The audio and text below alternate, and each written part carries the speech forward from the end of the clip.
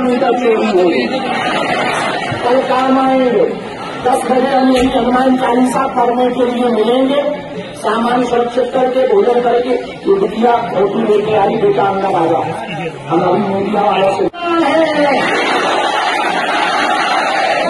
की छाती पर जाकर भगवान का नाम लिखवाना हिंदू राष्ट्र। तुम मुस्कुराते रहो, हंसते रहो, ध्यान रखियो, सुबह जल्दी भोजन कर लियो, तिलक लगा लियो, चप्पल जूता पहन लियो, सामान ले लियो।